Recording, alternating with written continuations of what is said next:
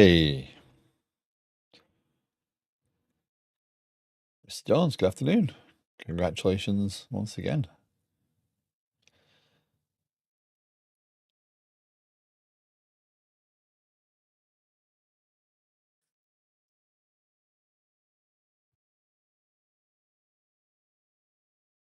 Yeah.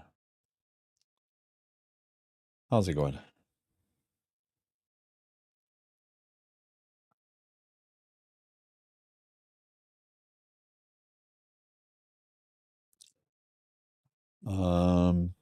Oh yeah, I need to check that, don't I? So the dogs ate one of my headphones. There we go, that sounds all right. They ate one of the earbuds off my headphones, so I was like, why is my ear hurting?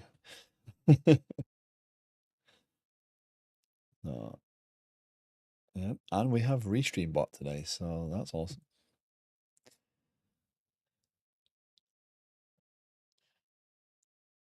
Okay, Pulumi.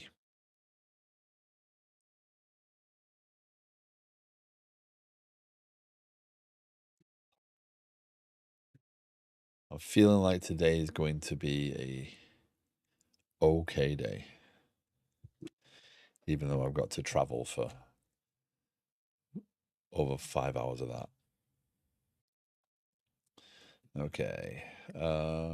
We are going to do cd dev Pulumi liquid sky. We want to start headlamp. It's a fun thing. I installed .NET 9 yesterday, and it required a restart of the machine. Oh, it wasn't telling me ads were playing. I'm sorry. I'm sorry. I did say congratulations again, by the way. It was there was no banner at the top, so I didn't know ads were still running.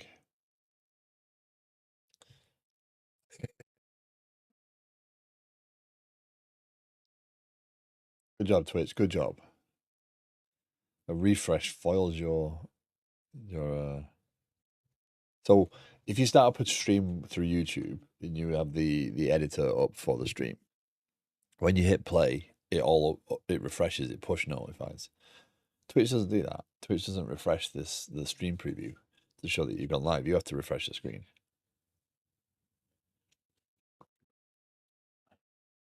I believe. Yeah. Yeah, because there's no player there by default. But these things.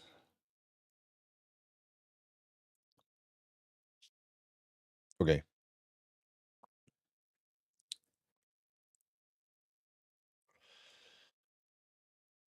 So yesterday we left the stream. I did not get much done last night. So, well, no, I didn't get anything really done last night. Watched a bit of the .NET Conf stuff. Aspire is clearly uh, a platform that Microsoft is going heavy at. Um,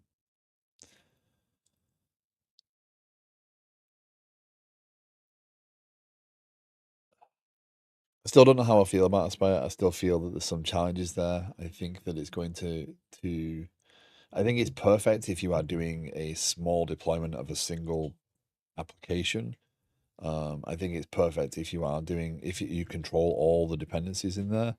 I don't see how it fits into um, a larger world. I don't see how it bridges the gap between development and production.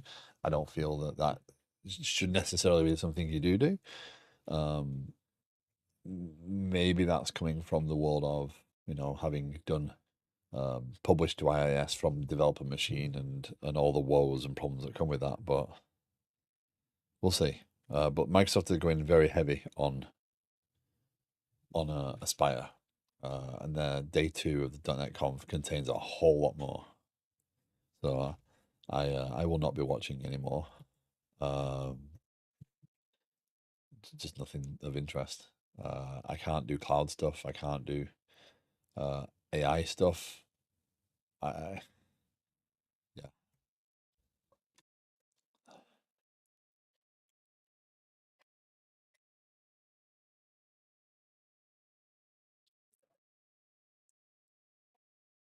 yeah, let's go today.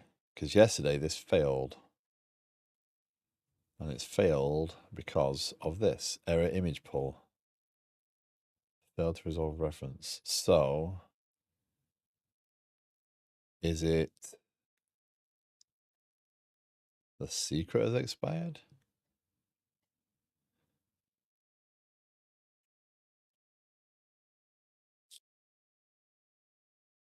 So what I will do is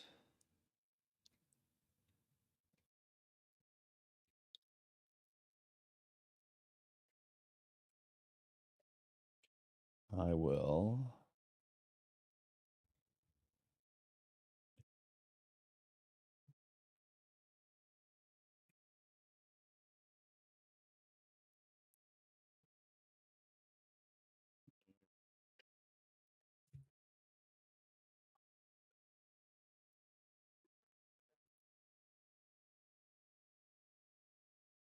do that.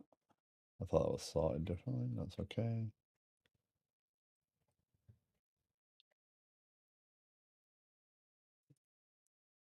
This is Pulumi. Have you got it hooked up to an actual cloud yet, or is it just? It's deploying to a Kubernetes box locally. So this isn't on my machine. This is an actual machine. It's deploying to Kubernetes now. Considering the size of Liquid Sky, cloud deployment would be ridiculous because it'd just be too expensive. But the the principles that are all there.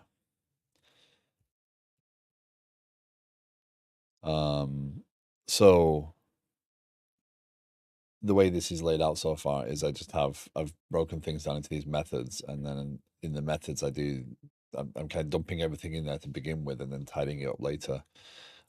So I'm defining the config map, the service, and the cloud stuff. Same way, if you were defining storage, you just define, you just pull in the right Pulumi library for it, and then use the thing and configure it the way you need it.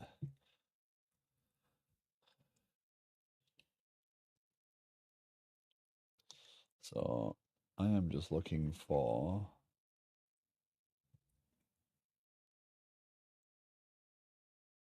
um,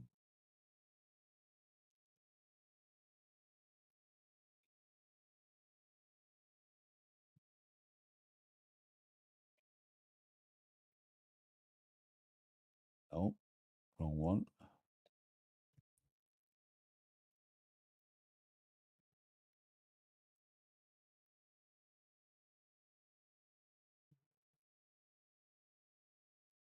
Wrong one.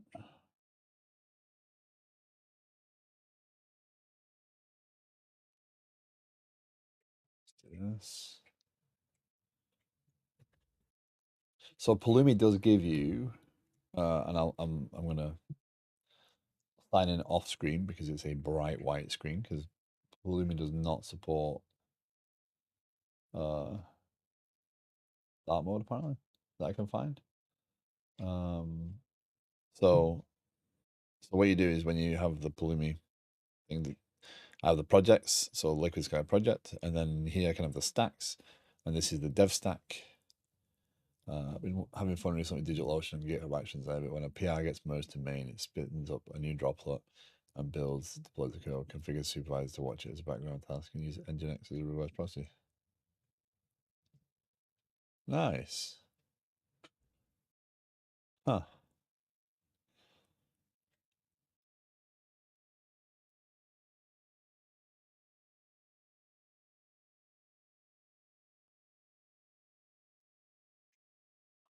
Yeah, this stuff is, I think,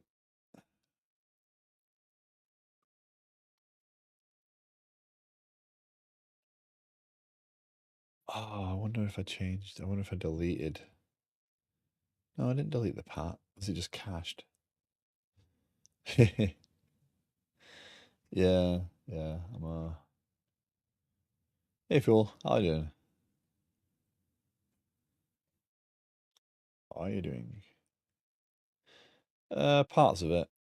I was mightily frustrated with Mads and Dustin's bit. Like, there wasn't a lot of C sharp to show, and they spent so long talking about params. Like, they had to fill out this 45-minute window or whatever it was. It just felt awkward, and like they were just nerding out over it. And the entire thing was like awkward with Maddie wandering between rooms to pass off or to get back, hand back, presenting. It was just cheesy.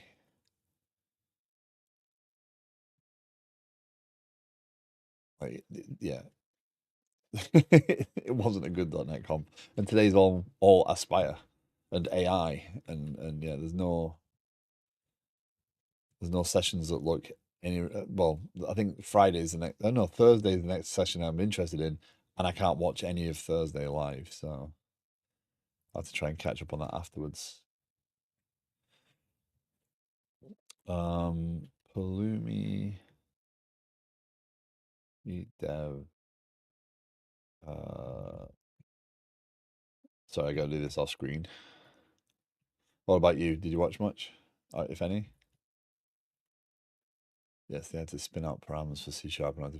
Yeah, like just either hold it back or just, I mean, just give it a 5-minute segment on look. We know that C sharp hasn't evolved, but hasn't evolved massively, but it has evolved and it's become stronger. And there you go. And yeah, Fields isn't even in there, so they had to demo a feature that wasn't even in the language the language they're releasing. So I tuned off, to be honest, because I was just how long and how long do you want to talk about params and the priority that you can now assign to the to what I can't remember it. Yeah, it was just generally like because yeah, the new lock, yeah, that is a thing. So now there'll be even more confusing advice over when to use lock and yeah, the override prioritization, yeah. There'll be more confusing advice out there on what lock is and when to use uh, semaphores and when to use locks and when to use the new lock and create a new lock object and blah blah blah blah blah blah blah. The funny thing is, just for me right now, I'm trying to find the positives, and I think because I wanted to because their talk is normally kind of entertaining. Um, and I wanted to enjoy that piece, and I was getting frustrated with people just digging on things for like. I'm not an Aspire fan. I'm not a Blazor fan. But the things that people were doing in the comments, I'm like, you're just being negative for the sake of being negative. So maybe I've just taken on a little bit of that, and I'm not being as positive as I could be because it was very frustrating.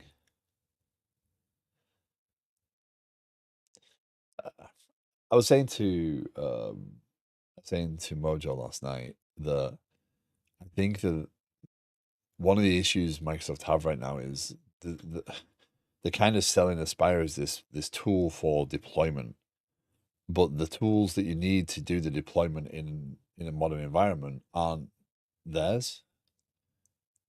Like Aspirate to publish out the Helm charts or the manifest or whatever is an open source library. It's not Microsoft's, and there's a tool they show in for debugging today, and that's not Microsoft's. That's an open source library. So those open source libraries hold, that story. I always refer to the story in their hand, and I'm like, well, Microsoft have a problem there because if those libraries stop getting active development or they become a mess, it clouds Aspire for them, and they're trying to sell Aspire as this platform to do all this deployment.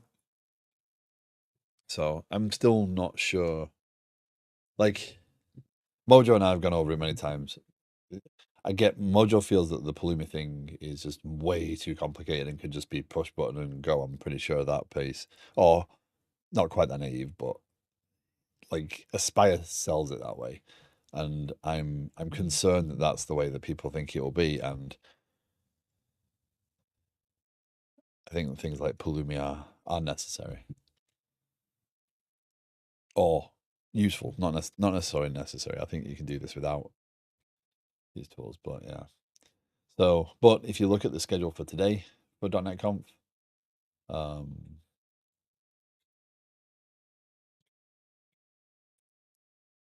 there's a lot of Aspire, a lot of cloud. I mean, today's Microsoft Day. Yesterday was .NET Day. Today's Microsoft Day, apparently. Should deployment be config or code? Both. I think deployment, like everything else, should be easily understood, easily maintained, no fear, right? Um, and it doesn't matter whether you're an expert. Like, I'm not going to become an expert in Kubernetes by doing this, right? I'm going to struggle through and understand some of what I'm looking at, but that's the goal. When it comes time to the point where it comes time to the point when it comes time for Liquid Sky to be a real product and whatnot, then I'll do my best. The problem with deployment with code is that in order to see what happens, you have to run the code. Right. But I mean, if you're using Helm charts with Kubernetes, like you still have to do that, right? You have to build them up and kubectl apply them, and well, I mean, this is basically the config. I think that's the pattern. Once I get the patterns in here, those things become, it just becomes the same thing. And just, yeah, yeah. Pulumi, config, set, uh, Docker, pat.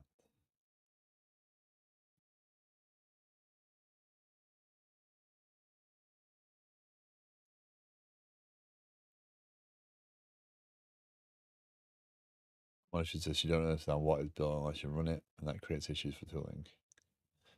Yeah. Yeah. I mean, the number of times I'm running this. I mean, I would hate to have been running this in an actual cloud. I think that's a scarier place.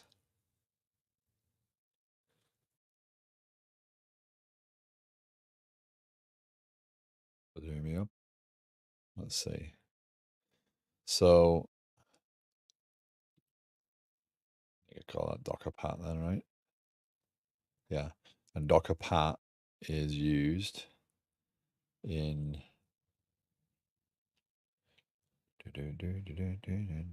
Docker pat, right?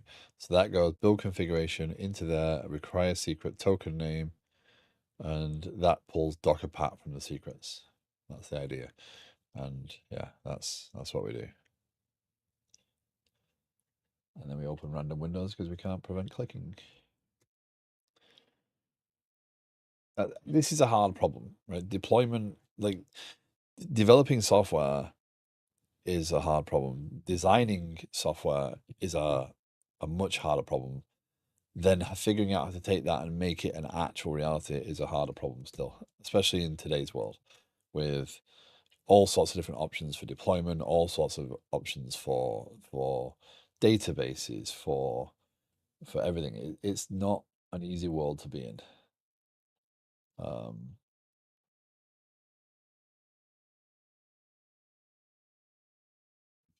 oh, yeah, we're not even getting to that part. Error image pull. Failed to pull. Failed to pull.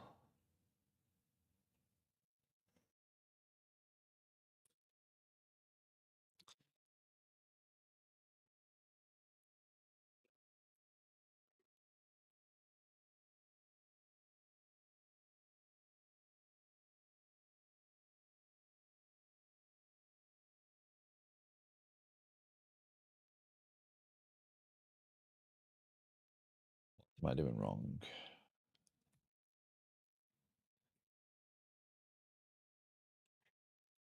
Um,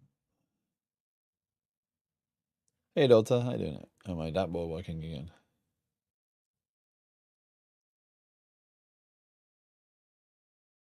I made bingo cards for .NET Conf, and of course I included a lot of AI and Aspire.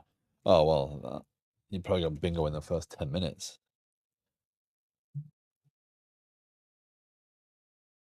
Yes, thank you. Alarm.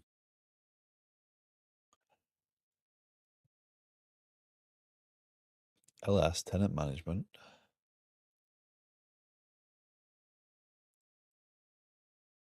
Latest. I don't get what I'm missing. It pulled the first time and then never pulled again. Yeah, there you go. See? So, docker.io. Yep, that's 100% the same. Am I missing something in the way I do it? Create modules. I mean, that's not going to matter. Maybe that's the problem. Maybe that's the problem. Maybe I shouldn't be appending Docker IO.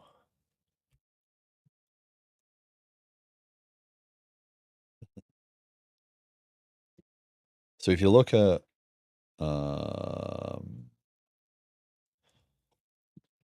.NET Conf,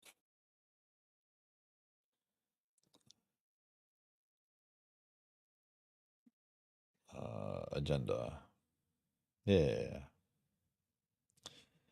So .NET 9, Aspire, AI, C Sharp 13, Core and Blazor, blah blah blah, Maui, .NET Runtime, right? So then today we go to Microsoft Day. We start with Cloud Native as Azure and .NET. It doesn't mention Aspire. Um, ah, um, Mojo's convincing it will contain Aspire. Then onto Aspire, then some more Aspire, then Hybrid Cache, which will probably use Aspire. Then some Azure API, then DevKit. Um, See, that might be kind of interesting. I'll be driving then, so that's awesome. AI, Cloud Native is Aspire, of course. Yeah. AI, .NET MAUI, native AOT and trimming, awesome. WinUI and Windows App SDK. Um, .NET 9 caching and Redis. Modern WinForms development. Oh, there's one tomorrow that I find hilarious. Yeah. Build your own .NET Aspire integrations. There you go. So pretty much Aspire today. So I won't be paying much attention today. Um, then Community Day is Friday. Thursday. Sorry. No, what day is it? That's two tonight. Community Day. Okay. Um, Sorry, I read that as AM. I don't know why I read that as AM. Never mind. So then you navigate over to silly o'clock. What? So there's an entire track of videos running through the night? It's insane. But then there's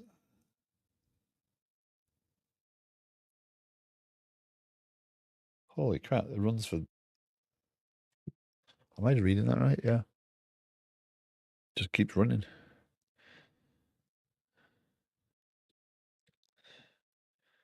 There's one that looked interesting. Modernizing no, not modernizing.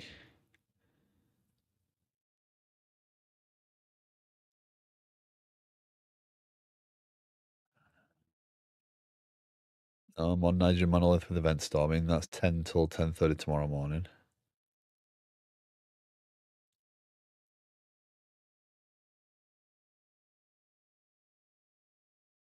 Oh, maybe I'm missing it.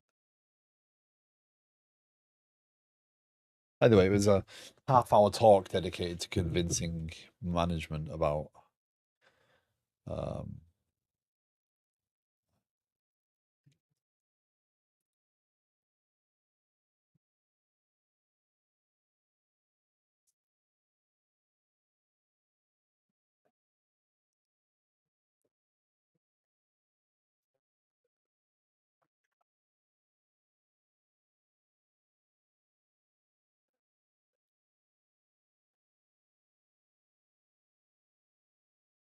I saw Nick Chaps's talk about that.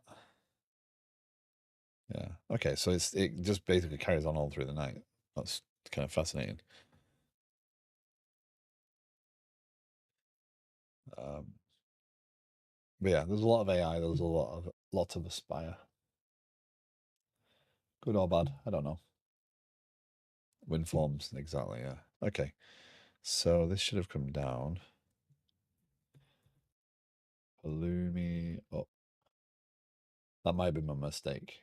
I used the wrong. I put Docker IO in front of it, and the registry is automatically set. Let's see if this changes this behavior. Because we know we had this running yesterday.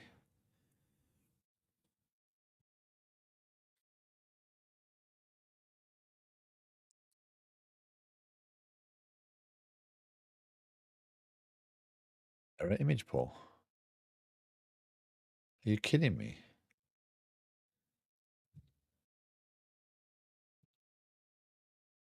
Why? Unable to retrieve some image pull secrets. Unable to retrieve image pull secrets. But I didn't change that.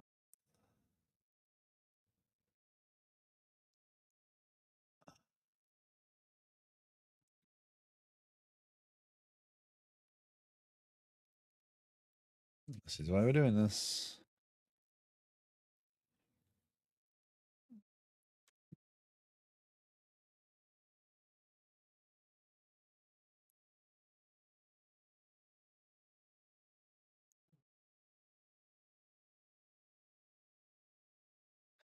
Hold on, hold on. Did I change this when I... So what I did is I moved this out and into here. Then I pull the username and password through based on this.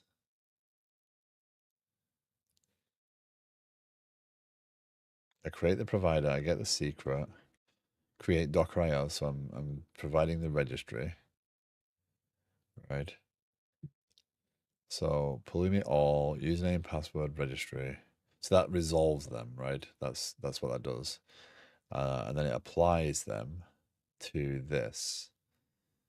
And we use the output of that in this secret here. So we should have an image. We should have a secret.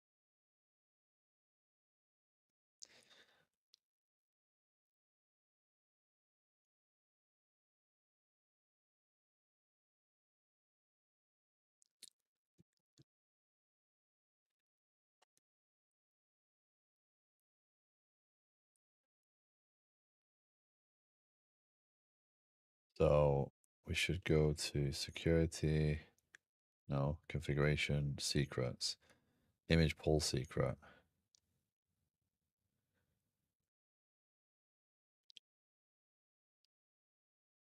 Auth, Docker IO, auth. Right, so what's wrong with it? Tell me that's a problem.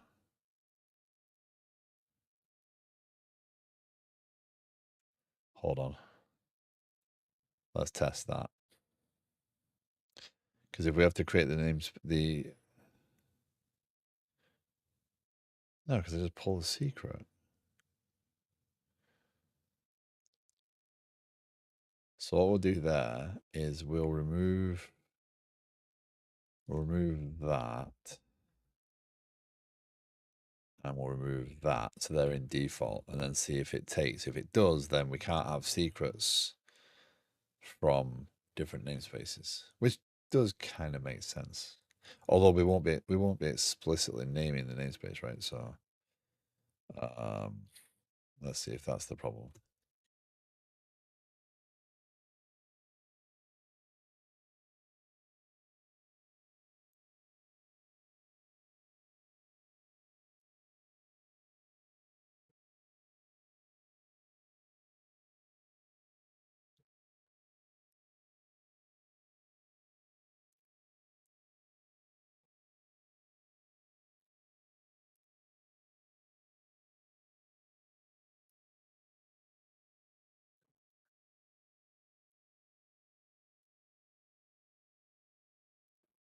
Oh, still an image pullback off there. Although that could be from before.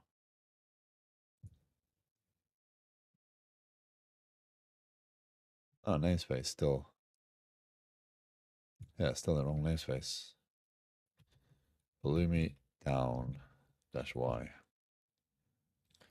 Let's validate that namespace thing before I actually. So, oh, there we go. We don't want that either. Let's delete that.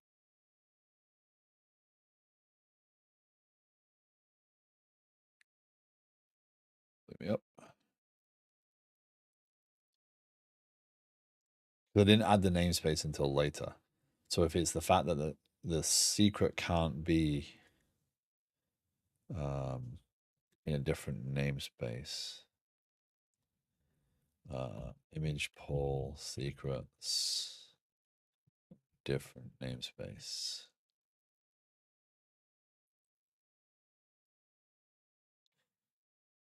Secret objects reside in a namespace. They can only be referenced by pods in that same namespace. Basically, you will have to create the secret for every namespace.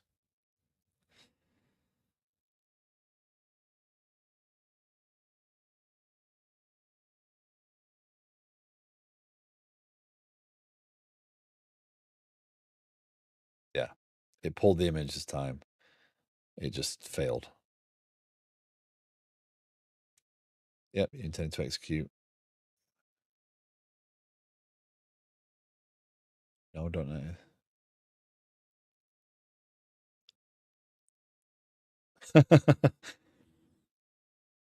That's a whole different problem.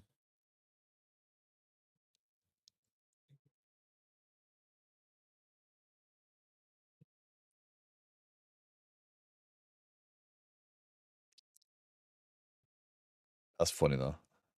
Okay, so that design doesn't work because as much as I would like to say build config goes in there, it doesn't go in there because it can't go in there because it has to be built for the namespace.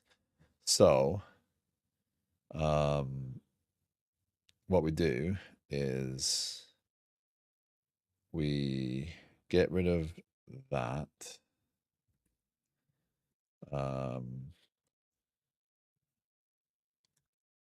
And we public. So hold on, create image pull secret. This has to have a namespace then, doesn't it? Public. So the build configuration, we want public get pull secret for namespace. Namespace.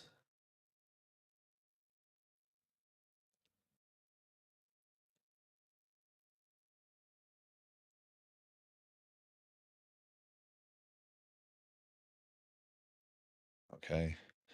And then we do this. And we do this dot username equals username is dot.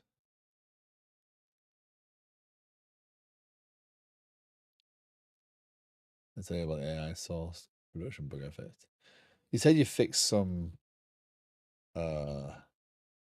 you say Copilot code or AI code?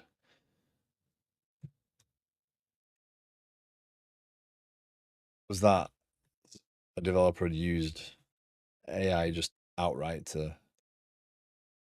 do it? Provider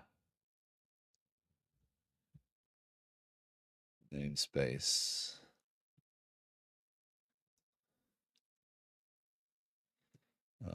Namespace. What namespace do you assume there?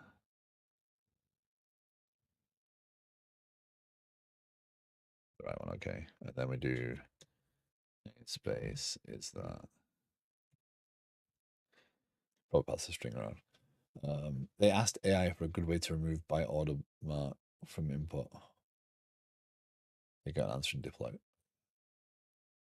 Oh, did they test it?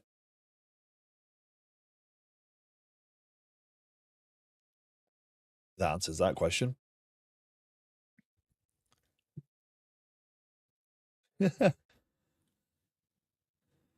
Okay, so what I'll do.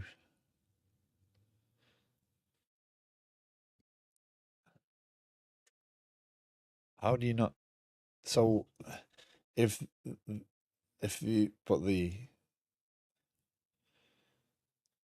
mark could not be there, sure you'd test the.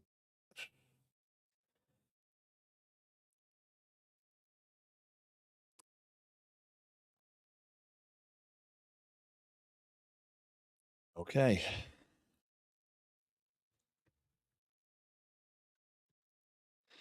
Okay, so what we'll do is const secret equals,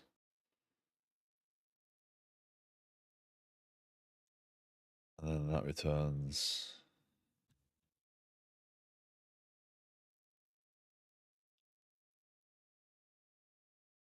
need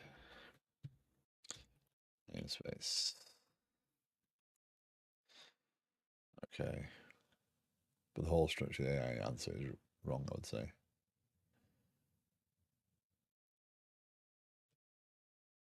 Makes sense.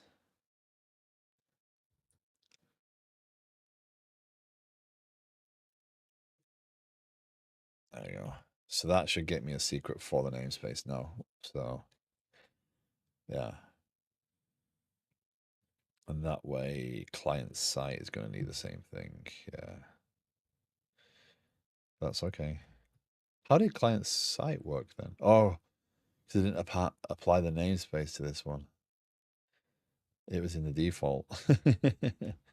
So now I've got to do it for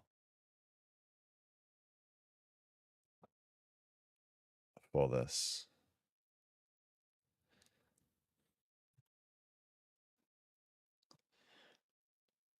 I'm seeing a lot of copied and pasted code in my future, which is not good. Namespace it's ls client ng client ng. Then everything needs to be inside of the namespace.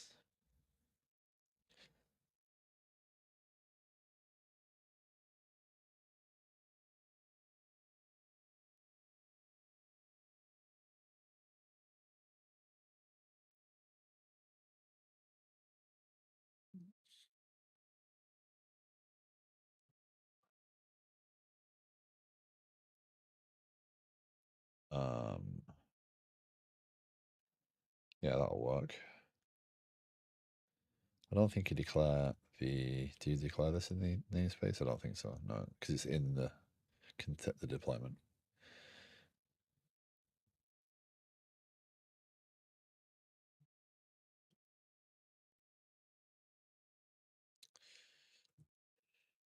I think that's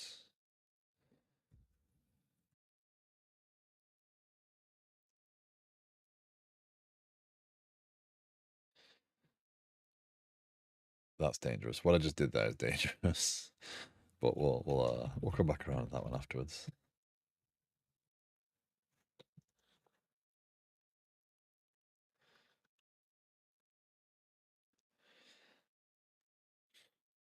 We're gonna try and deploy later anyway.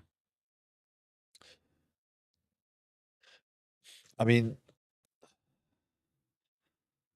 I think this assumption that AI is going to just code for us is wrong as long as it's feeding off code that we've written.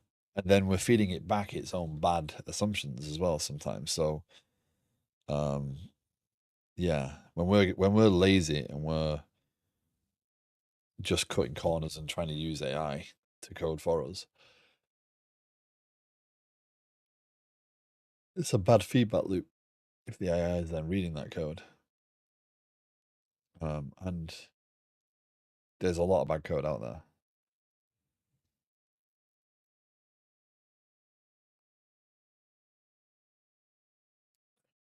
But okay, so the other problem now is this image isn't valid. which is a much bigger problem.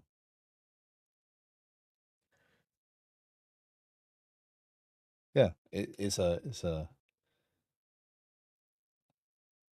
very bad feedback loop for it to be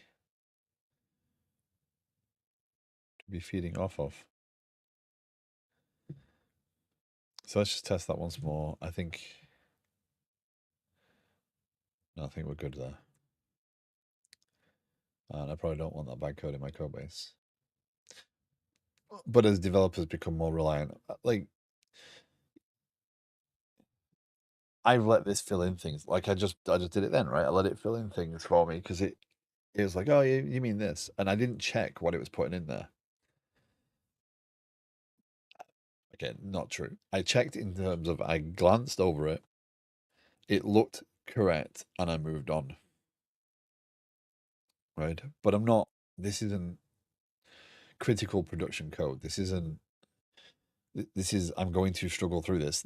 That structure being there and being wrong is something I can correct later, rather than not being there. And I know that I want it there. Um, yeah, that is true. Same, I suppose. But this is clearly gone. I mean, as I've gone through this, there's clearly instances of it using the context of my own code to write the next piece of code, and that code makes the same mistakes the previous piece did. So I just repeat the problem in there, and it doesn't think tunnel things.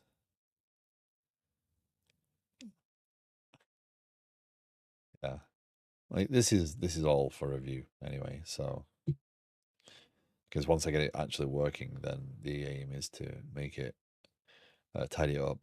And I do apologize. I just got very, very sleepy. Oh, man.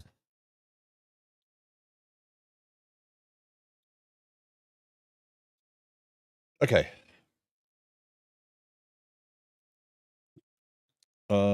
So I need to pull that image so that I can images hub. We need to pull that image and validate it.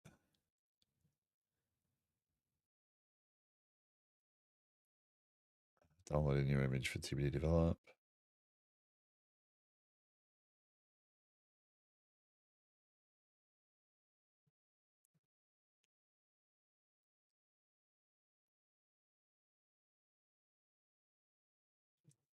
ASP.NET Core, HTTP ports, 8080. That we'll figure out later. Version 8010. Yeah, copy.NET, run.NET. Copy. ASP.NET Core. Yeah, that says the image is fine. Kind of. Images.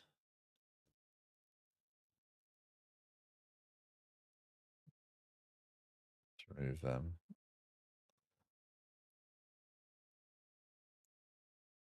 Roger, thank you very much for the follow and welcome in. If you have any questions, feel free to ask. Run. Optional settings. 80. We'll go with that for. That's wrong.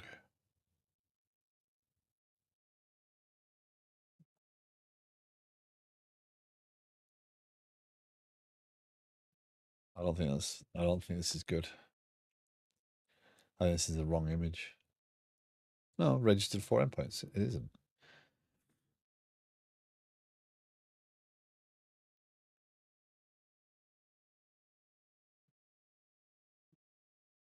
This is going to fail very shortly because of the database.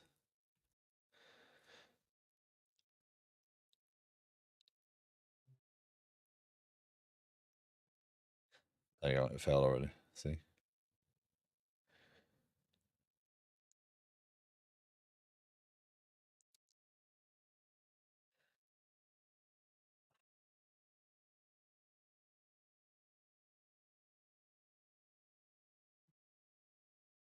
I'll zoom in on this, otherwise I would do.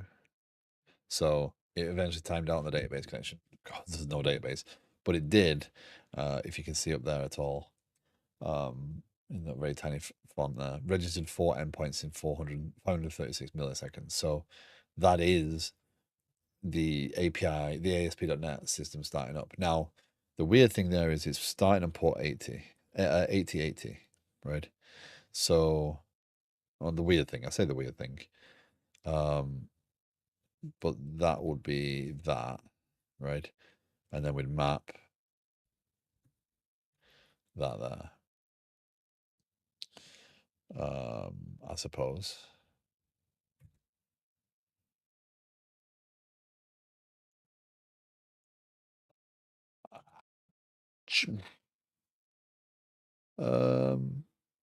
I have no idea what to do at this point. That is not something I need to be doing. I understand why it's failing. That's fine. I want to see this same failure when I deploy it, basically, as quick as I possibly can. So let's just bring that test container down. We know that that works. I'm okay with it being an 8080 for a minute. The actual deployment code in the workflow, no, that's why. That's why. It's not, yeah, that's okay. This just builds the image, and that is an 8080 by default. That's fine.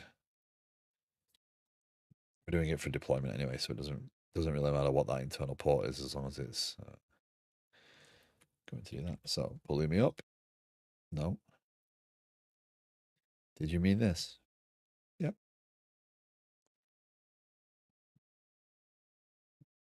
So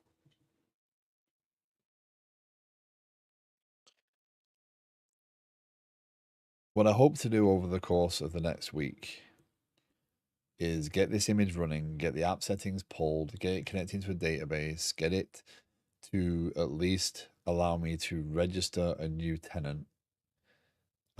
So we're gonna have to do the deployment of the scripts. We're gonna have to do all those sorts of fun things. But then,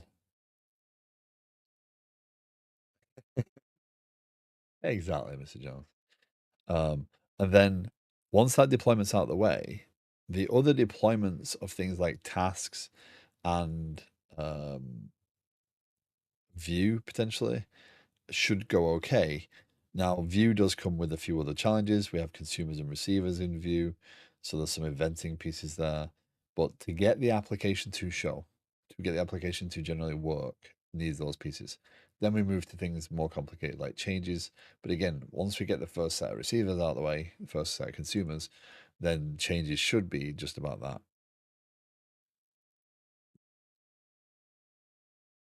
Dash loop back off.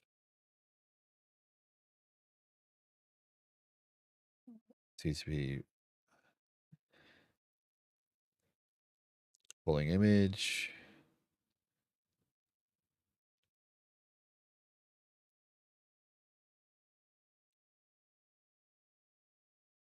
See, again, it's not.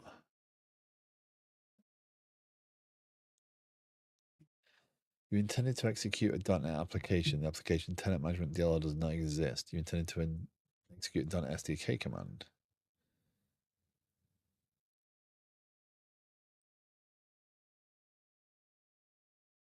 So what's different between the way it deploys from Pulumi versus the way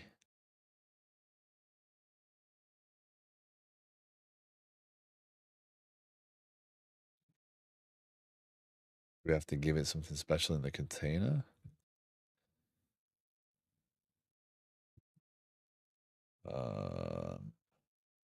Image deployed to K8S.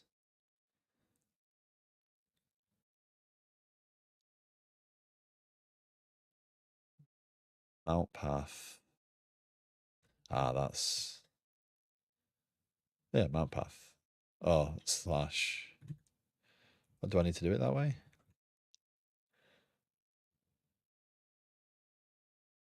Oh.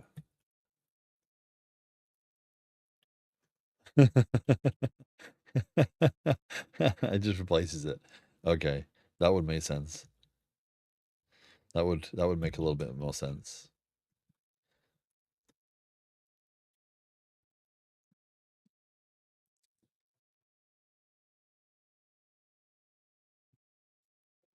So because we mounted app settings JSON as app,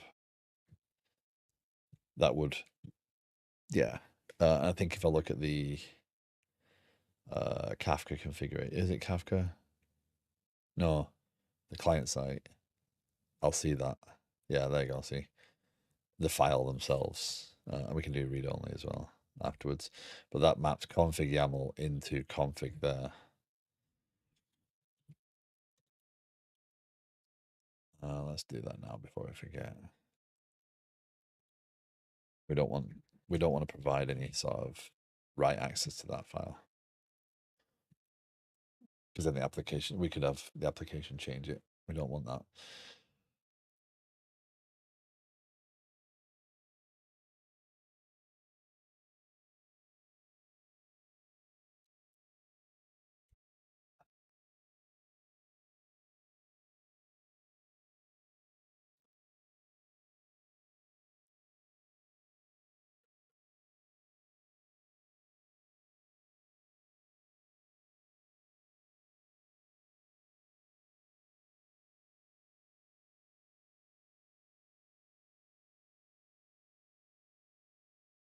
Container, that's a different problem, though.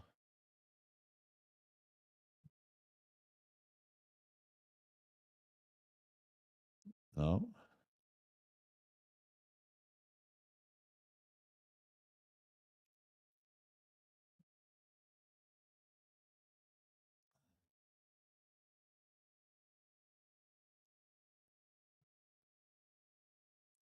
On.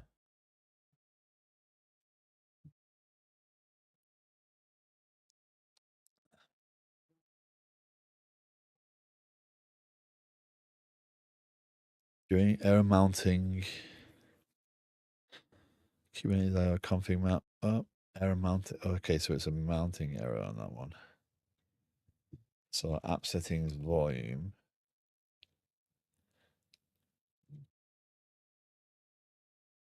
Let's just call that app settings.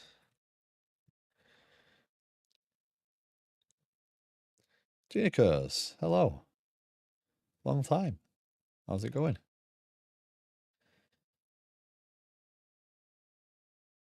I hope you are well.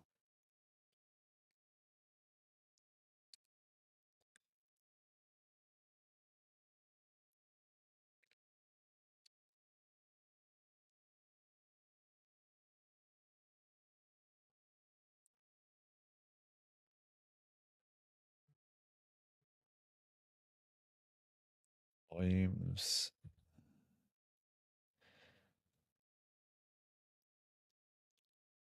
That won't give me an error because it's trying to. It's the config map that's not right.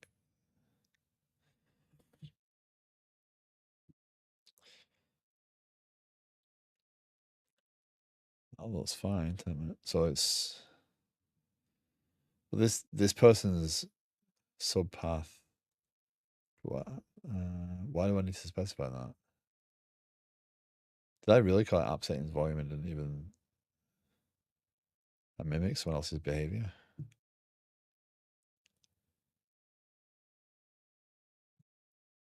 Why would I need to care?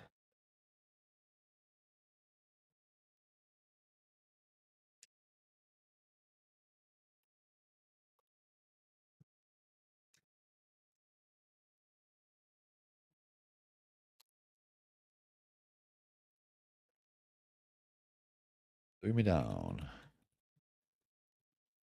So I am right now trying to use Pulumi to deploy to a Kubernetes cluster, a Liquid Sky application. It is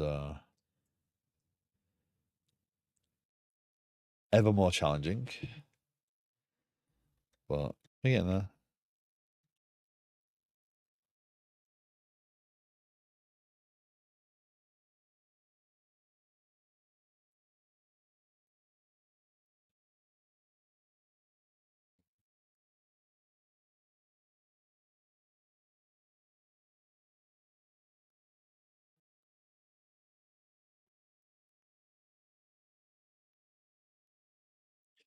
So once this does deploy, We then move to how to get the configuration for the server. We have to figure out, okay, what's the right way to do the on a module. Oh, there we go. That was looking healthier. What's the right way to do the deployment of the SQL? This is going to fail still, right? Register 4 endpoints. There's what I wanted to see. So we have, wow, much faster as well. That's the thing I've been working on is yet another small job for accounting, doing it with Avalonia this time around. Nice. How's that treating you? There we go. There's our error. Connection was not acceptable. So we move on. Once we get this working, once we get this pattern of, okay, here's how we set the database up, here's how we do the queries, here's how we publish the get the migration of the database working, etc. Then we have something to build off of. We have something to use as a basis for moving forward with the other components of the application, because we've got the working communications and all those sorts of fun things. So I think that things speed up. Okay, so that's git add, git commit,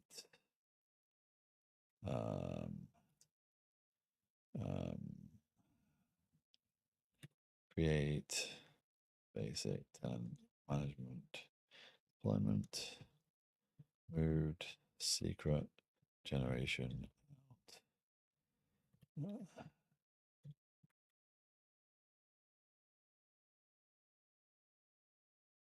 created per namespace.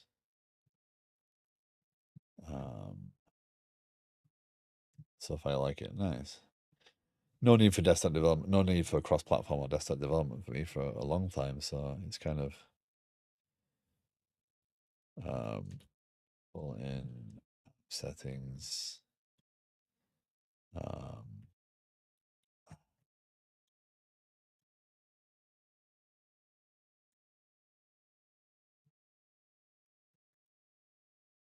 So with app settings base pulled in, we can now do the replacements on things. That's why, but even that, the SQL Server piece now needs to run as well. So yeah, is for deployment using as settings.json.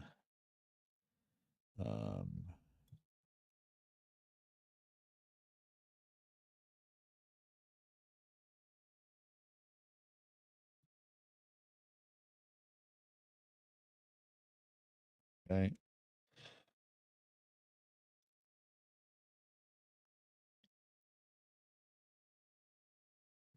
This is going to be difficult. So we got the SQL Server stuff working today.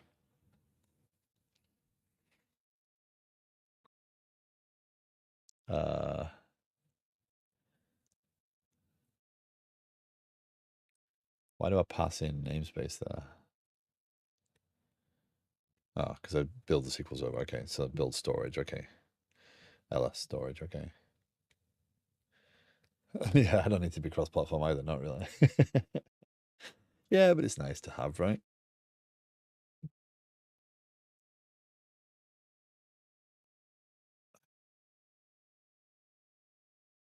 So we have ls storage dot ms SQL deployment as an available SQL server, and we can connect if we need to. So I can run it on my Mac. Definitely some benefits.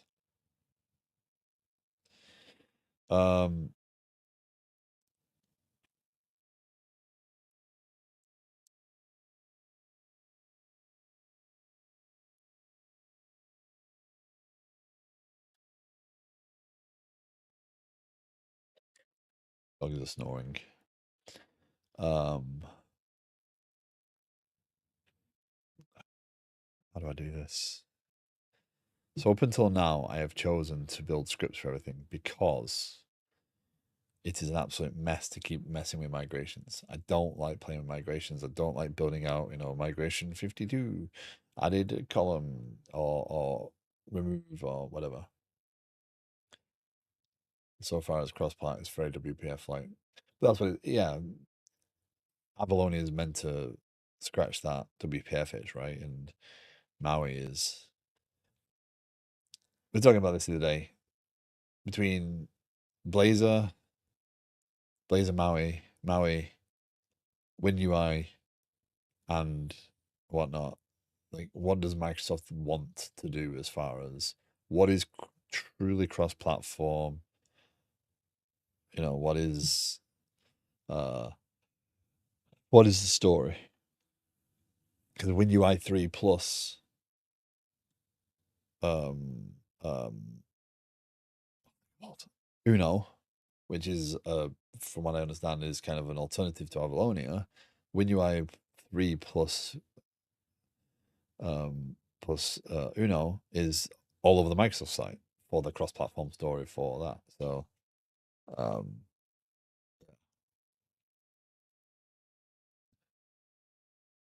very confusing world. And then that's just within Microsoft. Um, so Avalonia looks like it just, yeah, we got our thing. We do our thing over here.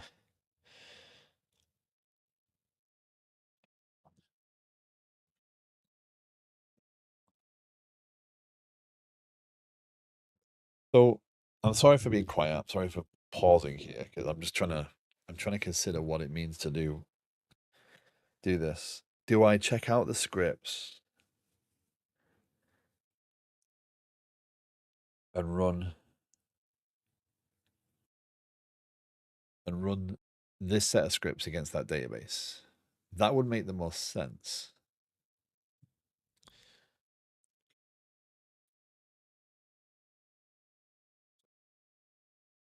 All right, I have this. This is going to be interesting. But if I do a selective checkout of these scripts, that would allow me to at least run the tenant management folder, and I can put them in the right order. I think that might be a way of initializing the database for now.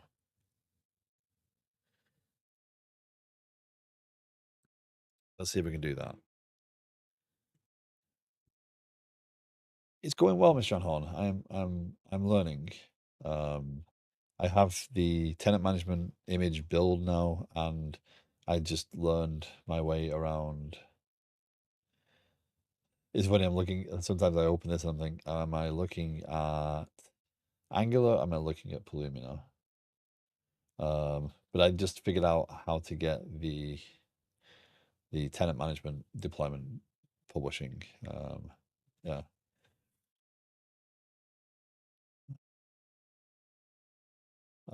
Probably Avalonia as well, as you know. As I know, the BPF, I liked it. In the end, I abandoned it for my test project for in GUI. Huh. Did you consider having those scripts in C# and running in code, like kind of like migrations, but more controlled? As in, you create the migrations as you want. Uh,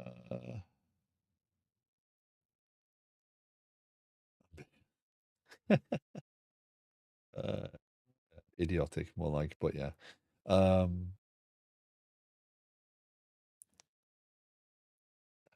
I've wanted to. The reason I've avoided doing any .NET migrations, EF migration stuff, is because I don't like the method it makes, and because I've been evolving Liquid Sky as need be.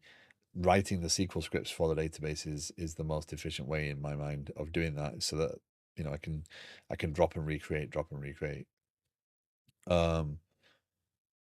With migrations, I have to mess around with that, and if I make a mistake, if I do something out of sequence, I end up making a mess. So yeah,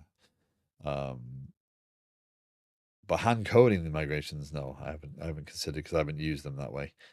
Here right now, what I'm contemplating is doing a partial checkout of Liquid Sky's scripts directory because it is at a root level on the repo, and running the init script, and then having the ability to have each of these modules, because everything's in a directory, right? So when I build the database, I run in it. So I'd get my default user, which is not my SA user, it's a specific user for this. And then the individual pieces can just run their scripts. Because this creates a new database and does all the right things for that database. So I think that might be the way I try and do it first. So let's see if it's possible.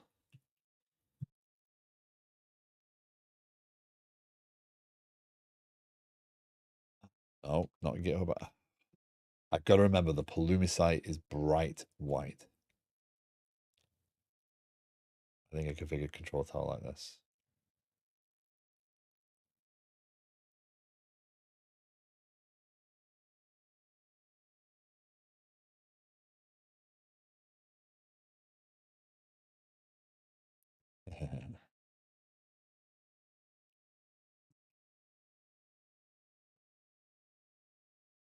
Oh, control tower is young enough that we can change up. Pulumi, git checkout. Just type that. Well, just type the same thing again. It's fine. Branch.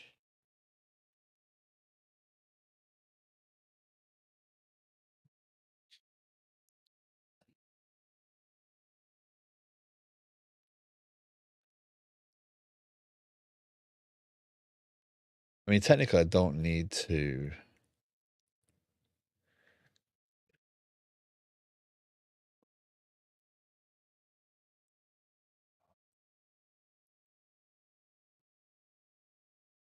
I don't need to check out anything as long as I can read it. But the problem is I can't.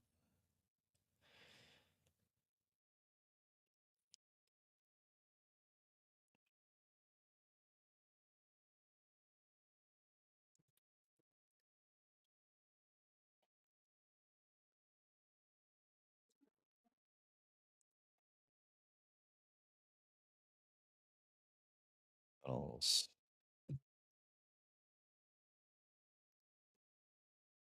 But I want actions.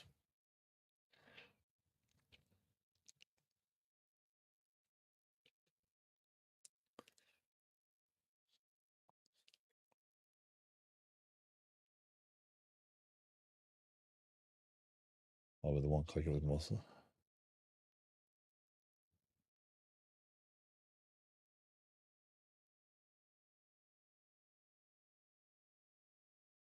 Yeah, I know you did it in here. A run script, which is fine.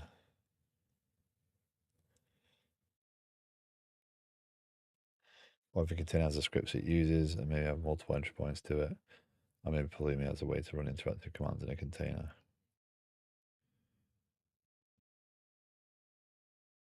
So that comes challenging in that I'd have to merge that into the. So the way the images are being built is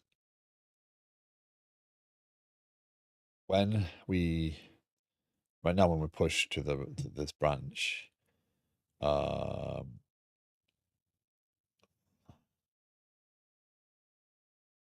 says code.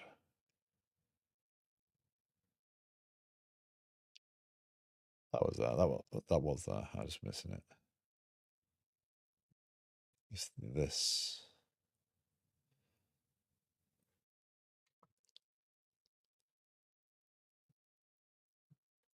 So the way this works is it uses this push base image, and this push base image has ability to push to the Docker container, the Docker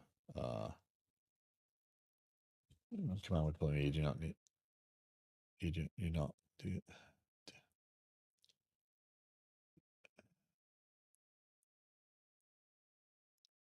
can run command with Pulumi. Do not do that ever.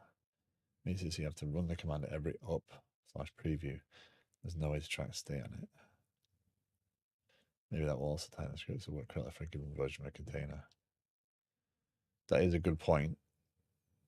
I can't guarantee which branch I'm going to pull.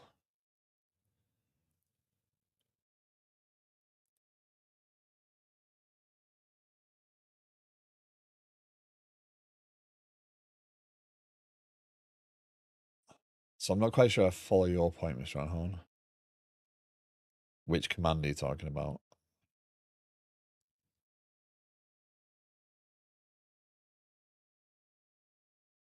Because considering people's lack of trust of entity framework migrations, there's no way this is not a problem people solve without entity framework migrations. Don't believe I've seen more people hate entity framework migration than I've seen love migrations. So yeah, deployments.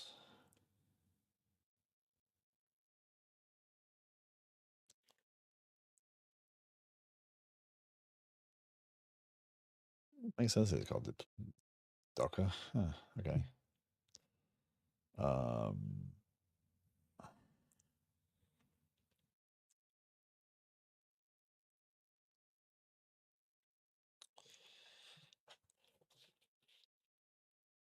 you can run interactive commands with Pulumi image. Ah, okay. I'm I'm kind of I get the idea if I can merge the scripts that it needs into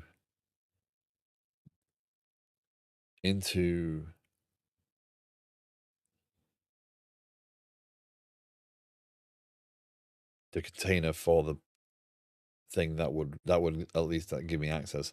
I have no idea how to do that or if that's even a like is that an acceptable way of doing it? It does kind of make sense for me. You would be able to see what scripts are in their build that well the scripts come in an order anyway.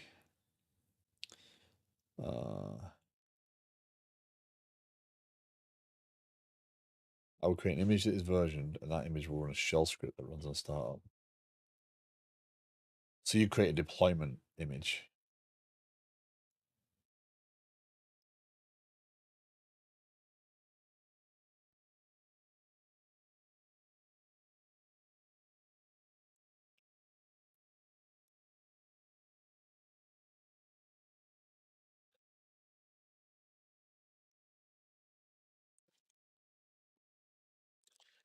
And build the scripts as an actual deployment image.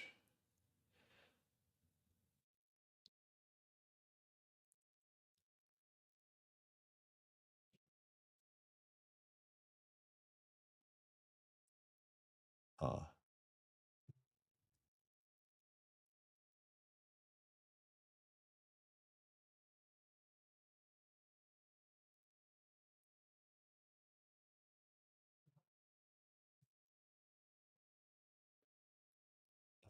Best DB upgrade.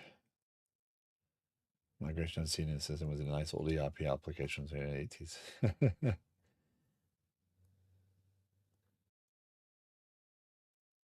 Then you inject the SQL settings through nvars.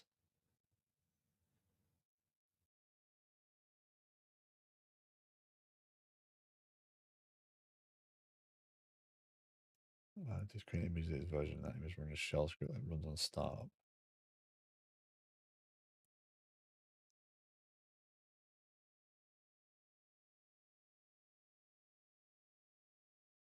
Well, sorry, I'm trying to get my head around that properly. So you would create an image that is just this directory with a script in it to run this given settings. So I'd invoke it and it would be given the SQL Server, etc. And it would then initialize all the databases or the databases given the parameters I pass it. So I could invoke this. Now, would it spool down afterwards or would it just be constant?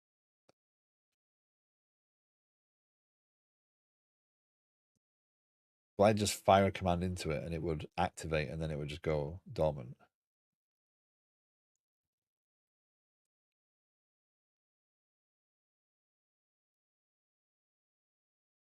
How would we even do that?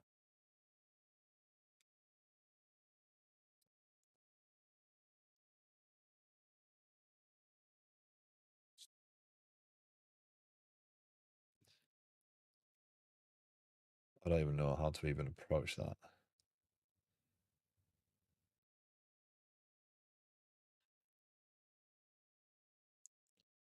But I'd have to be able to call. So I don't want it to run, and because eventually this is going to be, this will probably be multiple databases or different database types. Thinking of the SpiderDB migration sample that spins up and spins down.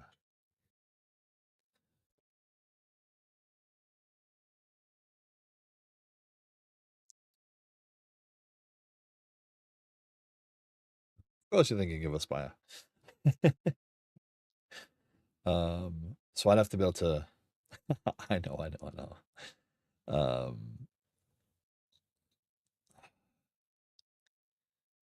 I'd have to be able to.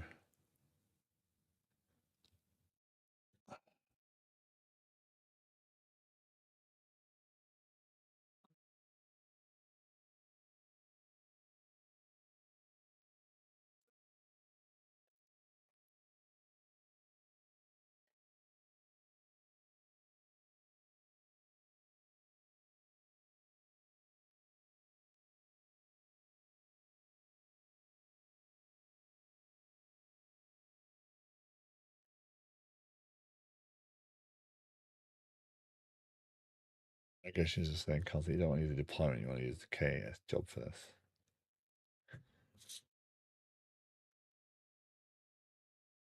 Where did how did I close headlamp? Oh, headlamp just crashed. Okay, that's awesome.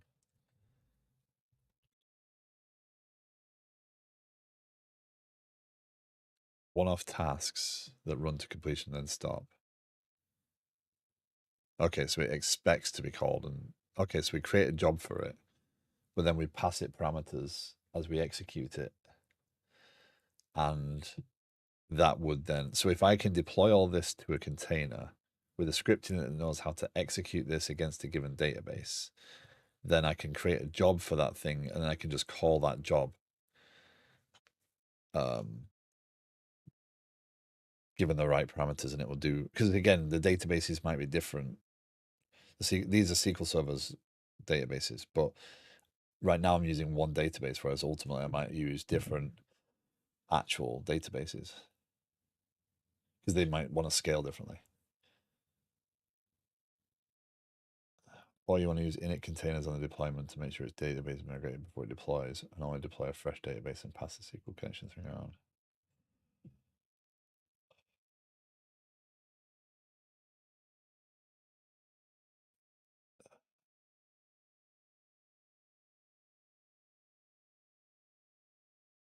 Yeah. Again, we'll probably get more into that if we go near. Well, we are going to go near Postgre soon. Move away from SQL Server on some of these at least. Just from a learning about the cost perspective, because yeah, SQL Server isn't cheap, and if these were to become separate SQL servers, that is a lot of money. Init containers. So, okay. Well, ultimately, what's going to happen is these scripts are going to need uh, exist checks, right?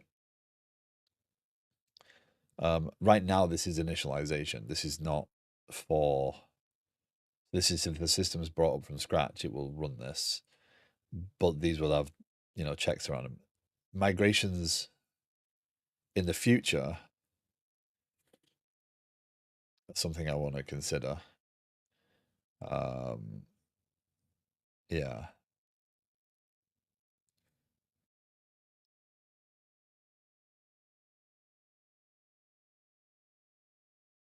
Well, that's kind of why. Again, this is kind of why I'm doing this. This two stacks. One sets of my database servers. These are empty database servers and reference this stack in the deployments, and those deployments will make sure they have their database created and ready for each deployment.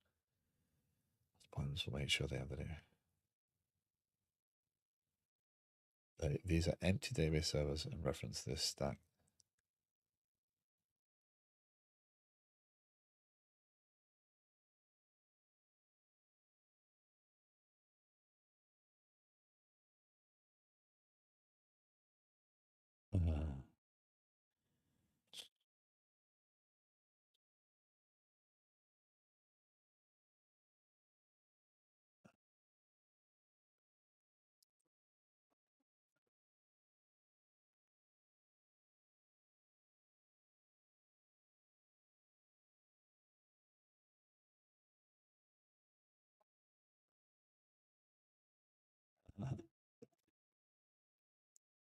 What's the university practicum team?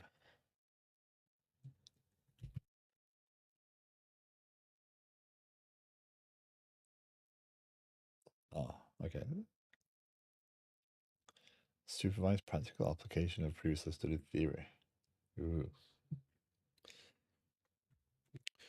Okay, so let's try and build towards this understanding because I don't have any crayons and yeah, I'm a pictures sort of person. How would I even go about writing the shell script to do this part?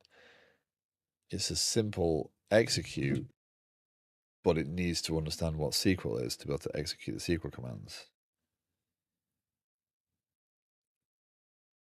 So, how do I do this?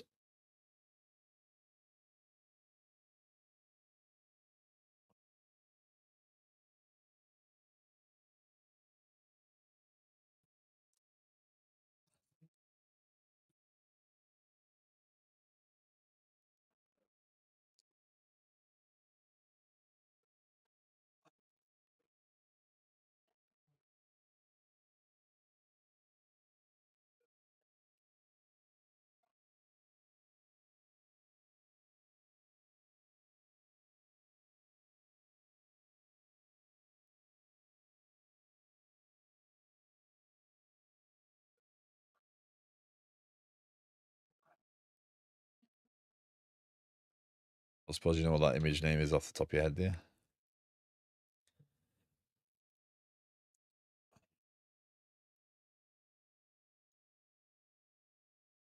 Don't suppose. What do you think? Oh, that's not fun. That's like, hold on. Will it give me the ability to create a Docker file?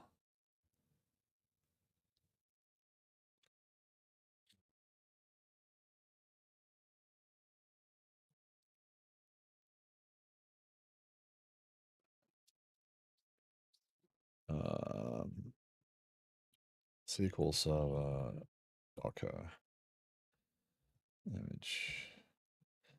They don't want.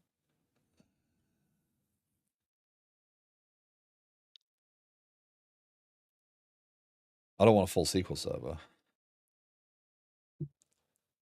Yeah, it's MS SQL minus the server part. Is it a customization on the SQL Server thing where you just say don't install SQL Server? You can use SQL command to create new instances of SQL Server in a container for development purposes.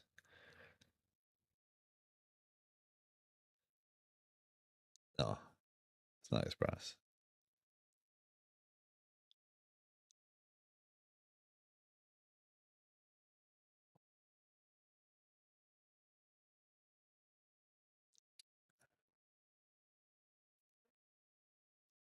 Express is just the version you can use if you want to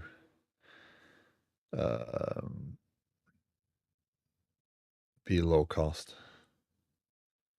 Like if you're a startup, that's the startup version of SQL Server. You can develop on regular SQL Server. As long as I don't deploy this and start using it commercially. We are good.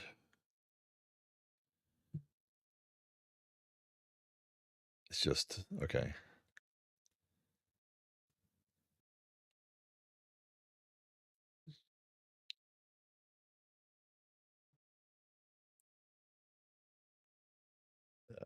Running as SQL Express because it's just a mode.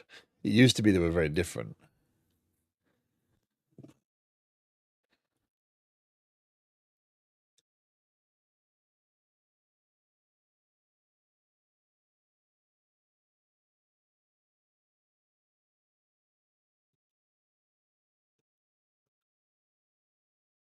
I have to run a full SQL server. I don't want to run a SQL server. Oh, hold on. Connect to my. You can get using the SQL command instead of the container by using the following. No, that's just the exec. Okay. Right, but I don't want to run a full SQL Server machine. MS SQL tools. Let's have a look. Images.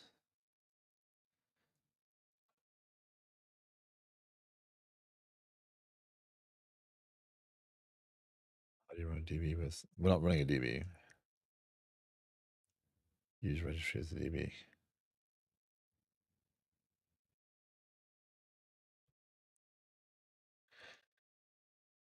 What?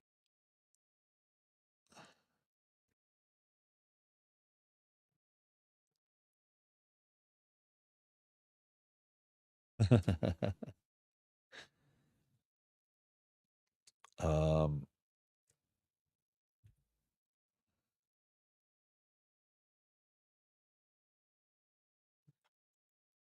do they hide it?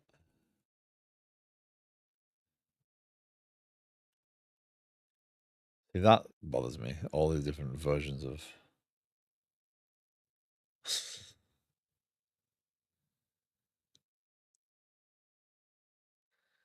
Searching.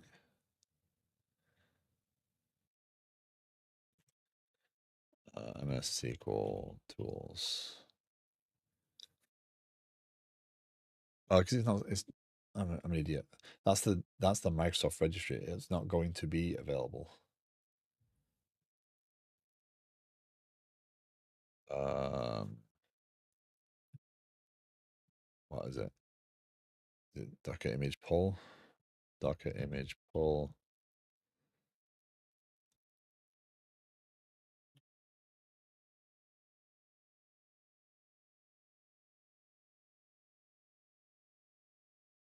There we go.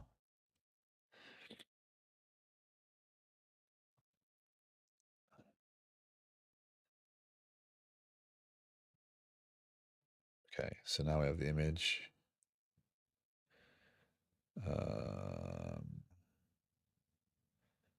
I've got all these old ones. 7 years ago.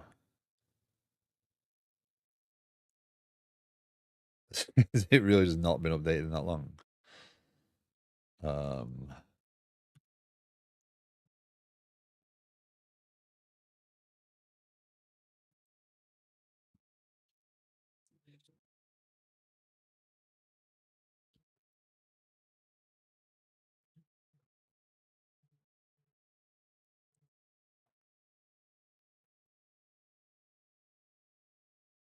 Okay, I'm out going to the office. Junikas, thank you very much for coming and stopping by.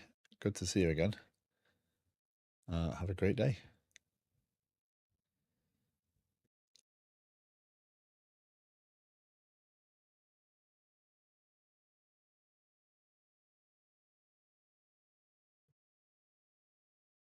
So that doesn't do run the container, but that's not gonna. That's just gonna be a command.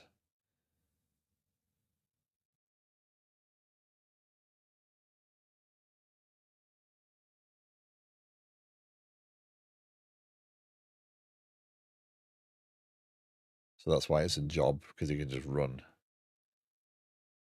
But now I'm going to put these scripts inside of that. Build a Docker file for right now. Oh, so this is actually deprecated.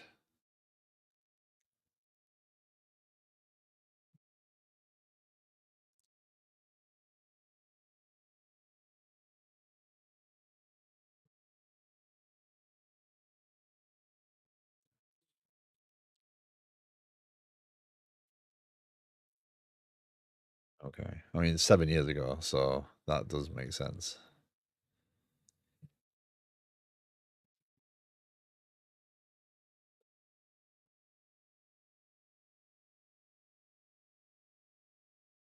Yeah, but the whole module was that they would have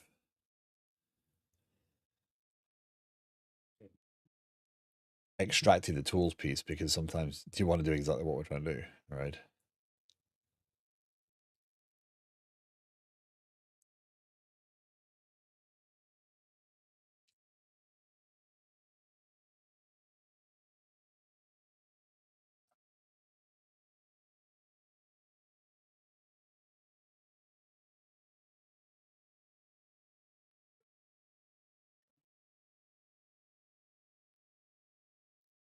I don't want to.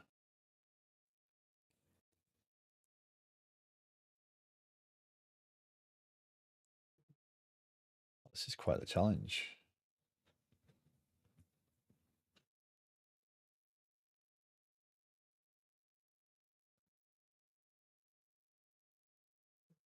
Thank you to whoever subscribed, by the way. It doesn't tell me who. Oh, Junicus. Thank you. You resubbed. Didn't call it out. Thank you.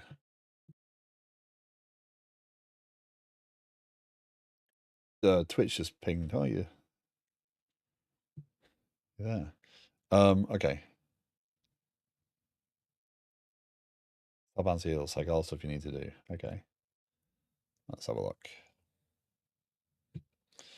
The top answer, the one, yeah. For those of you who like a little more specifics. So test database build, MS SQL database environment.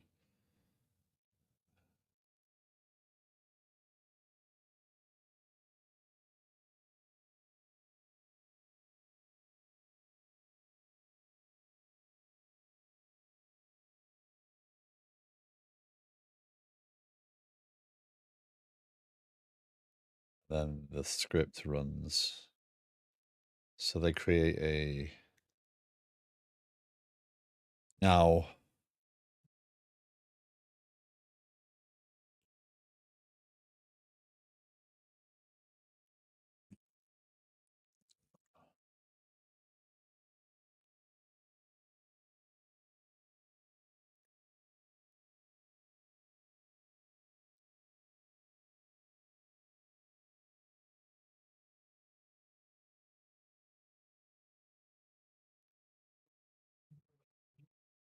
we don't need to start the server in your case. Yeah. Because I'm running it on a different database. So that's so hold on. Let me so what I would do is I would, when I configure the SQL server, I would build the job for executing against SQL Server, and I'd call the init piece, which would create my user and do whatever else I need to do on that SQL Server, running that job. Really? Every day?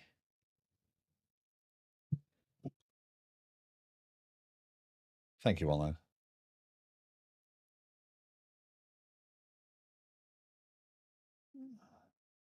Appreciate it.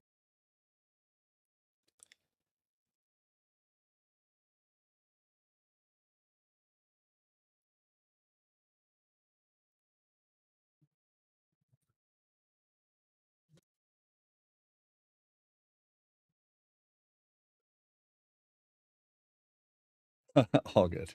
I appreciate it very much. So I would create a job down here,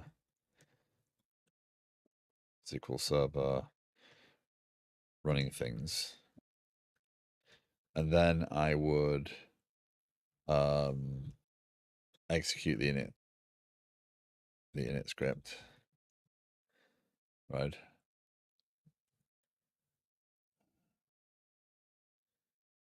I'm surprised that Seribot hasn't actually done something with that. Like, that's now to the point where everyone gets those things, and that pattern. It won't take long for that to say unknown user followed you. I know that much. So we've created the job.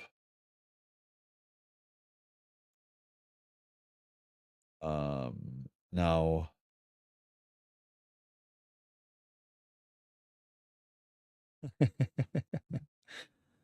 Scammeron.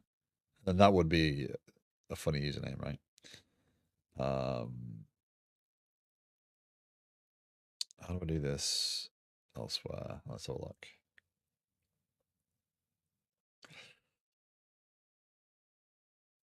Okay. I cannot. This is frustrating because I've got to now take a almost 2-day gap before I can pick this up again. So I'm like, where are you? Where are you? There you go. There you are. Oh, that's Liquid Sky though. That's not. Close window. No. I thought it opened like Visual Studio Code when you have like multiple windows open, it opens them all. I thought that was gonna be like that then. It wasn't. Oh no, we're just not gonna open. Now we're refusing to open, are we? Good job, Fleet. What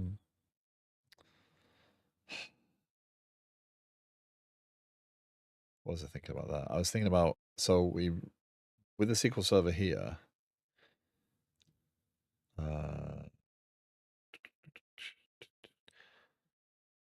how do we avoid starting a SQL Server? Because if we're making it a job, we're basically going to start it up and then drop it straight down, right? Where's my job? So,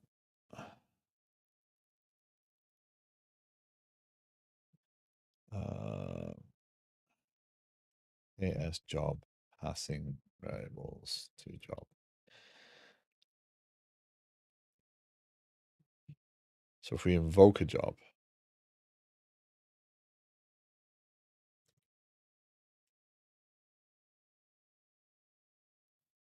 okay, so then we just pass it that and passing the arguments, okay.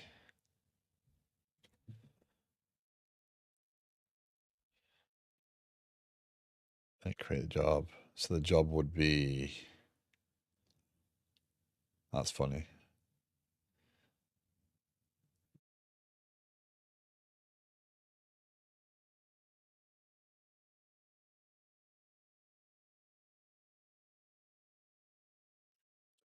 Okay, so let's go back here. No, to this one. Let's create a new Docker file.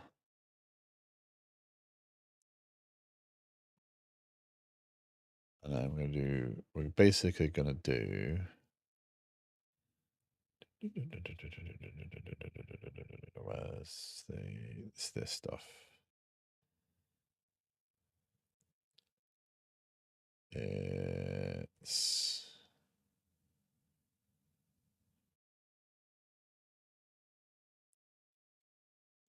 oh, not that. Scripts, Docker, SQL Server, Docker Compose is basically that. From SQL Server. We don't need to expose the port. We don't even need to configure this. That's the annoying thing. We kind of just don't want, we just want a SQL Server image and then copy the files on it, right? So that's why.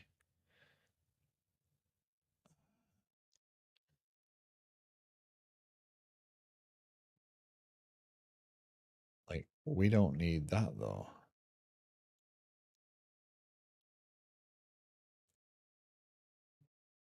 And then we just create an entry point. Command.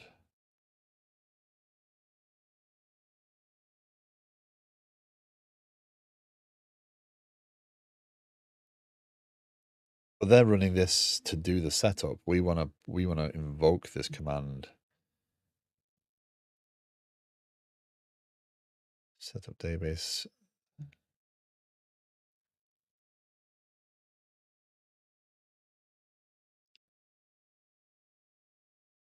Like I can do this startup, but I don't want to.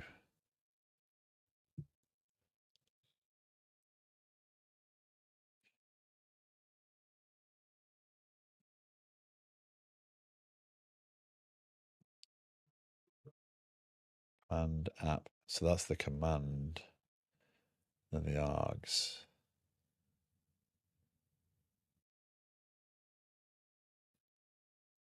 Okay, so let's do it this way. Let's do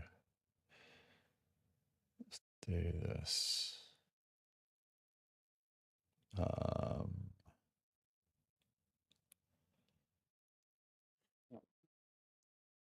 Init runner.sh. Okay.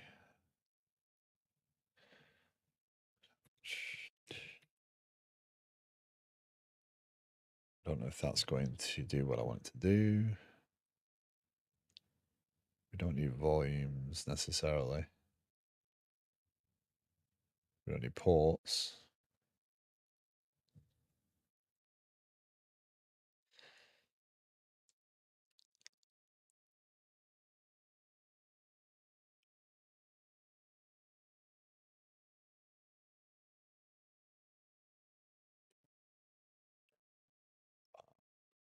Head spinning on this. So this uses a script to do the SQL. When this starts up, this runs that stuff, right? So it runs that SQL script against that database. What we need to do is not that. We need to do, and that should be user bin bash, you know.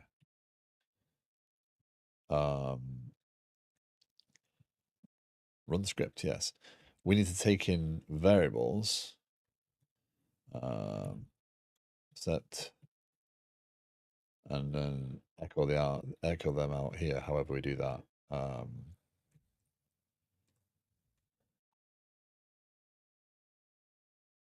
Would you like to install shell check? I might as well.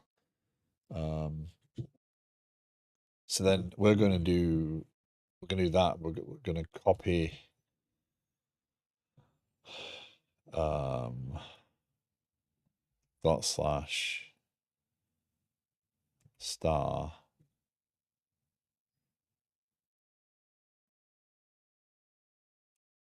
to /scripts.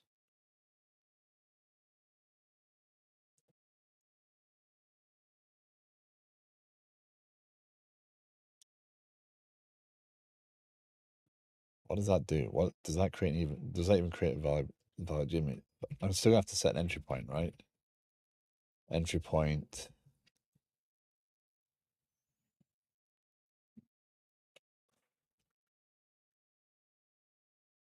Runner. Oh, we need to copy.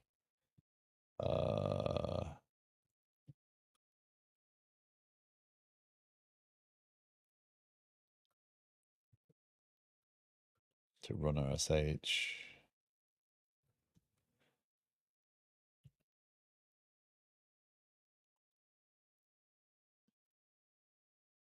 I think that's wrong, but we'll get there.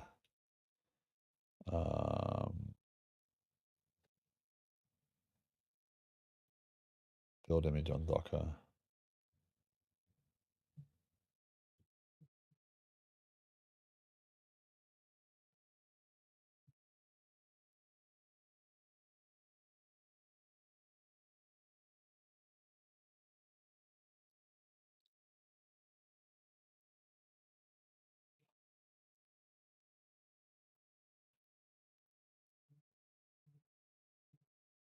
I got to figure out how to build the SQL Server image, create an entry point so that when we invoke that as a command, I think that's the right path, Mr. Anholm. I think that is definitely the way to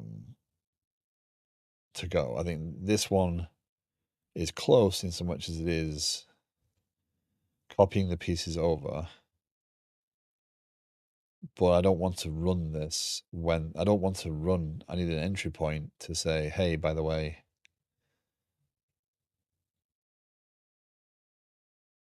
set opt, doesn't that execute SQL Server and execute setup database sh, which is going to wait 20, then run SQL command And then, is that the right way to do that now? Am I doing that wrong? I should be doing that. Okay. But I need it to be more like this, where I pass in the arguments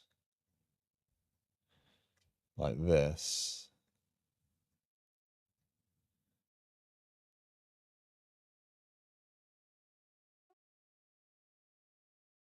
And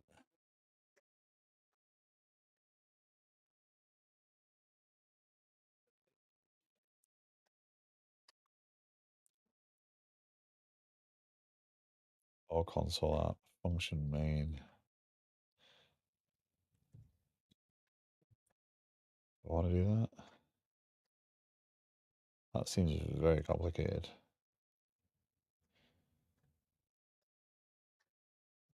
But I could kind of rip that off right this second.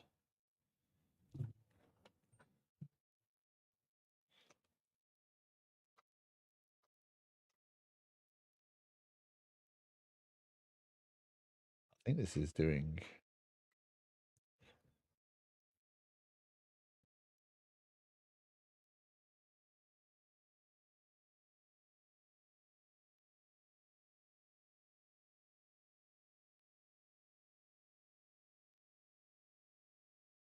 Yeah. Let me share that with everyone.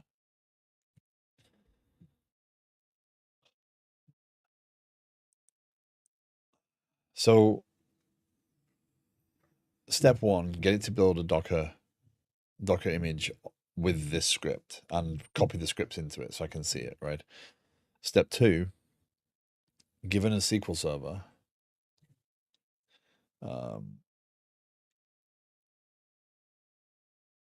not a fan of using Bash for anything without much scripting, but if you don't have Python, then it is what it is. Also, major pet peeve is using extensions and executables.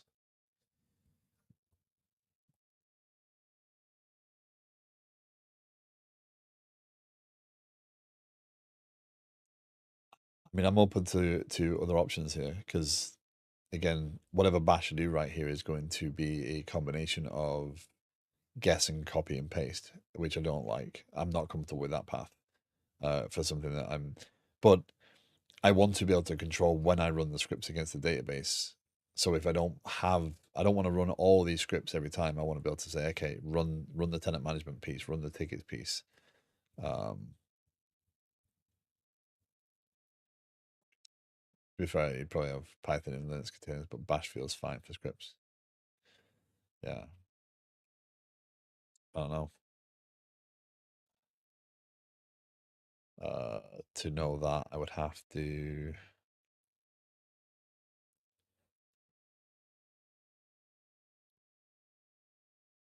Multiplexing script. I do it all the time. Yeah, this is not something I've thought to do. Canvas LMS is a whirlwind of scripts for setting up a dev environment. Yeah.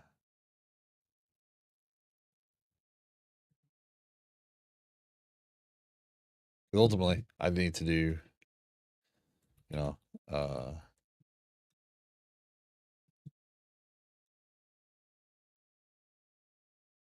just being able to do, what is it, MS SQL command.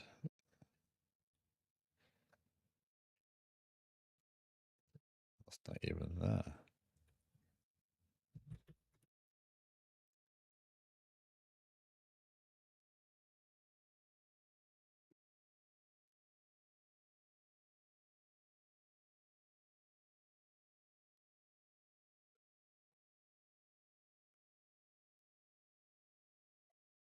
Uh,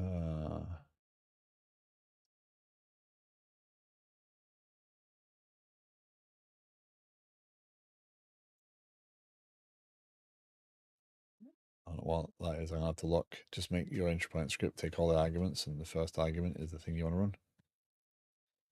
Yeah. It's going to be, this is going to be, again, as with everything, it's going to be quite a challenge for me to get my head around. Because I'm trying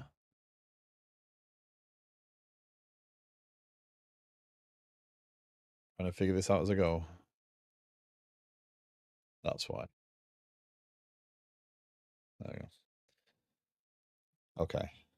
However, that being said, I have to go because I have to go get ready. I have to get my stuff in the laundry to to go later. I realized I was missing some stuff. So, good timing. You best not disappear before I do this. I'm going to get going. Loki's about to try and climb on me. So, no, nobody. No, wait. Give me a second. Give me a sec. Look. You have to text us again. No, I am off to Missouri. Oh, we're going to steal the cookies now. That's what we're going to do with it. I'm off to Missouri today. I will be back on Friday morning. I will be back in the state on Friday morning. I will stream for a little while, but it won't be a full stream because of doctor's appointments. And hopefully this knee does not cause me a lot of pain flying in cheap airlines. So yeah. So let's go get one line stream today. It's Wednesday. Yes, it's Wednesday. One line streams working on his work projects, and then on Fridays runs community day. So I look forward to that. Loki's about to make this difficult. So,